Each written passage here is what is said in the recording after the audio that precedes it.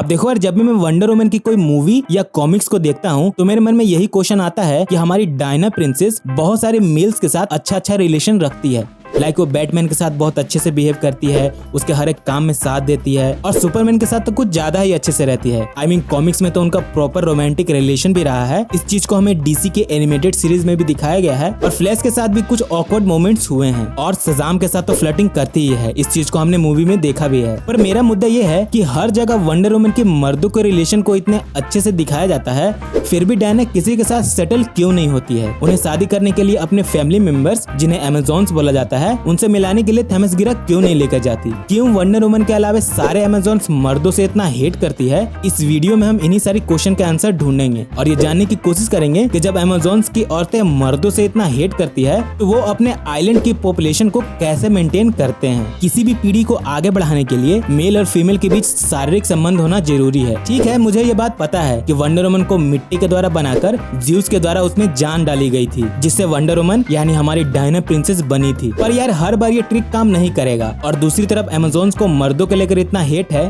कि वो उनके साथ खुल्लम खुल्ला ओपन रिलेशन भी नहीं रख सकते। तो फिर ये लोग अपने रिप्रोडक्शन की क्रिया को कैसे करते हैं? इस चीज को जानने के लिए सबसे पहले हम ये जान लेते हैं कि वो मर्दों से इतना हेट क्यों करते हैं। तो देखो क्या है कि वंडर वुमन के अर्थ 1 कॉमिक्स में हरक्यूलिस अमेज़न्स की क्वींस हिपोल्टा के साथ किसी जानवर की तरह ट्रीट करता है। वो उसे किसी ऑब्जेक्ट की तरह यूज करता है अपने मजे के लिए, और क्योंकि हिपोल्टा अपने राज्य की महारानी थी, हरक्यूलिस उसे कंट्रोल और स्लेव बनाकर उनकी सारी वुमेन्स को अपनी आर्मी के लिए एज ए एंटरटेनमेंट के लिए यूज करना चाहता है। पर हिपोल्टा किसी तरह से अपनी डेमी गॉडेस एफ्रोडाइट से पावर मांगकर हरक्यूलिस के साथ साथ उनकी सारी आर्मी को अपनी अमेज़न्स की बहनों की हेल्प से मार देती है। वो लोग किसी एक मर्द को भी जिंदा नहीं छोड़ते हैं, और रानी हिपोल्टा एफ्रोडाइट से एक और हेल्प मांगती है कि उन्हें एक नई दुनिया चाहिए जहाँ पर एक भी मर्द का प्रजाति न हो, तब जाकर उन्हें थेमेसगिरा मिलती है। इस तरह से रानी हिपोल्टा अपनी सारी बहनों के साथ थेमेसगिरा शिफ्ट करती है, और हरक्यूलिस के साथ किया गया इस घिनौने काम के लिए वो मर्दों के लिए इतना हेट करती है। और इसी चीज की वजह से डायना प्रिंसेस को सिखाया जाता है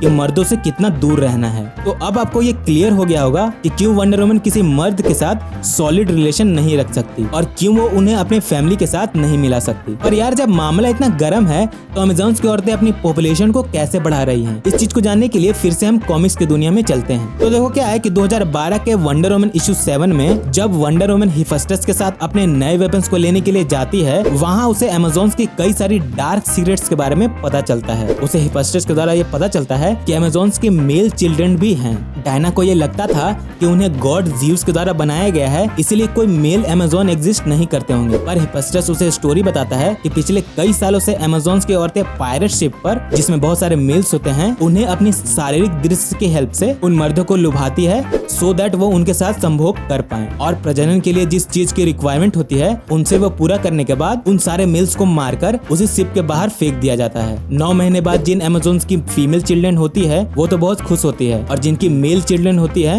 वो बहुत ज्यादा दुखी। और हिफेस्टस उन्हीं मेल चिल्ड्रन को थेमेसगिरा से छिपा बचाकर उन्हें एक नए जीवन देता है, नहीं तो वो लोग भी अमेज़न्स के द्वारा मारे जाते हैं। वंडर वुमन को जब अमेज़न्स की इन काली करतूतों के बारे में पता चलता है तो वो बहुत ज्यादा दुखी होती है, और सब कुछ ठीक करने के लिए अपने मेल्स ब्रदर को थेमेसगिरा आइलैंड ले जाने का सोचती है। वो अपने भाइयों को थेमेसगिरा आइलैंड ले जाती है, पर ये सब चीज ज्यादा दिन तक चलती नहीं। सारे मर्द उस आइलैंड को छोड़ देने का प्लान बनाते हैं, क्योंकि वहाँ की फीमेल्स के द्वारा उन्हें जान से मार देने की धमकी मिलती रहती है। और जैसा कि हमें पता है कि वंडर वुमन जस्टिस लीग की मेंबर है, इसीलिए उससे रिलेटेड कुछ काम करने के लिए वो थेमेसगिरा आइलैंड से कहीं बाहर गई होती है। सारी फीमेल्स अमेज़न्स मिलकर उन मर्दों को बहुत ब्रूटली मार देती है, सिर्फ ये सोचकर कि उन मेल्स को इस आइलैंड पे आने की हिम्मत कैसे हुई। सारे मेल्स को रात के अंधेरे में निहत्थे मौत का घाट उतारा जाता है, जिसे देखकर वंडर वुमन अपनों के ही खिलाफ तलवार उठाती है। तो दोस्तों ये था वंडर वुमन और उसकी आइलैंड थेमेसगिरा की कहानी। इसमें मैटर करने वाली बात ये है कि इसमें आपका क्या सोचना है, क्या मेल सही है या फीमेल? इतनी सारी चीजें जानने के बाद